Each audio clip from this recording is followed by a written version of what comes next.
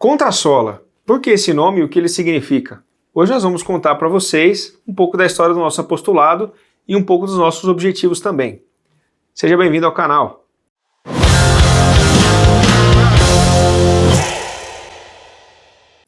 O nome Contrasola, ele surge como uma certa... ele tem um duplo sentido.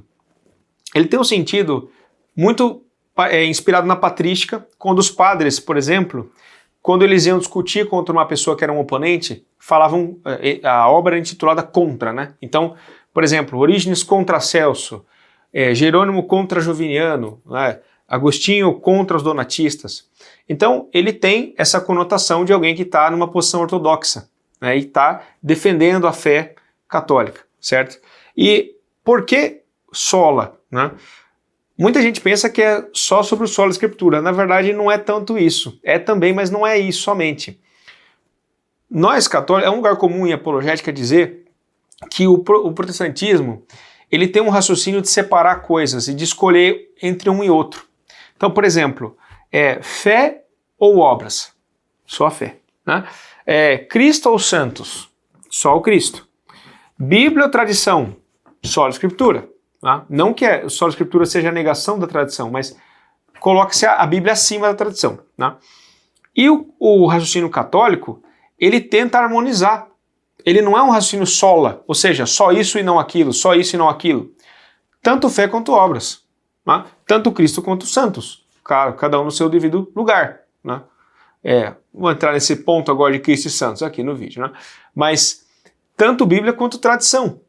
Então, o católico, ele tem um olhar harmônico, um olhar que tenta unir realidades, muitas vezes parecendo paradoxais, até opostas, mas a fé católica ela tem esse caráter de juntar uma coisa com a outra e harmonizar, e fazer a coisa funcionar.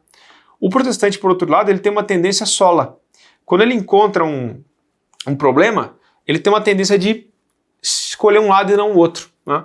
Então, o contrasola, ele questiona, assim, os 5 solas protestantes, mas também essa mentalidade que é natural do protestante de escolher uma coisa e não a outra. Né?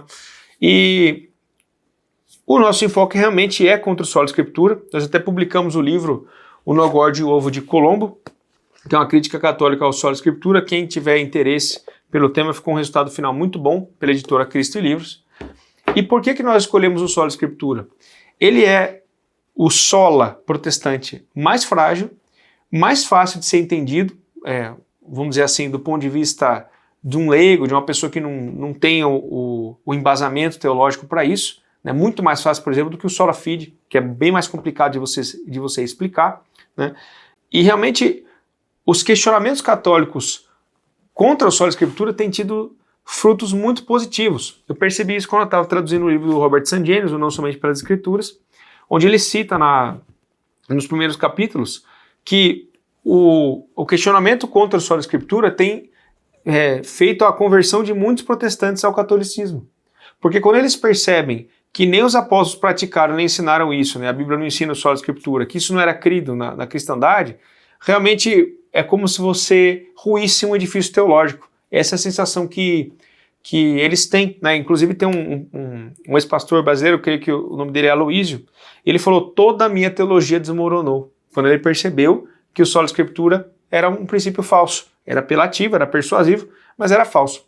E, além disso, quando você aprende a responder o sola escritura, você blinda os católicos, né? Eles você não consegue mais tirar o católico da igreja quando o católico entende que o sola escritura é um erro. Né? E, além disso, além de ficar blindado, vacinado contra ataques protestantes que podem ser inúmeros, o católico ele ganha um arsenal que vale para qualquer grupo protestante, porque todo grupo protestante concorda com isso, que somente a Bíblia é infalível.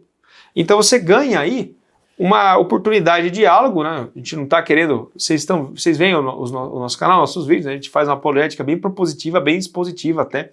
Vocês sempre tomam as decisões finais, mas ensinar os católicos brasileiros a apresentar as deficiências do sola escritura, da base do protestantismo, para que você não fique sempre numa posição de defesa. Porque o que acontece hoje no Brasil é justamente isso, que os protestantes atacam, e os católicos defendem. Né? E nós precisamos saber fazer o nosso contraponto. apontar também problemas na posição deles, senão isso vai ficar simplesmente vamos dizer assim, uma disputa de um só, né, que eu entendo que fique uma coisa desequilibrada. Tá? E até hoje, o apostolado tem alguns anos, eu estou muito feliz, realizado, assim, a gente não tem tempo de gravar sempre, é sempre um pouco difícil do ponto de vista de logística para nós aqui, para mim especificamente, mas eu estou muito feliz com o fato de a gente ter publicado um livro no assunto, de ter traduzido as principais obras, de já ter trazido pessoas ao catolicismo pela via do Sola Escritura.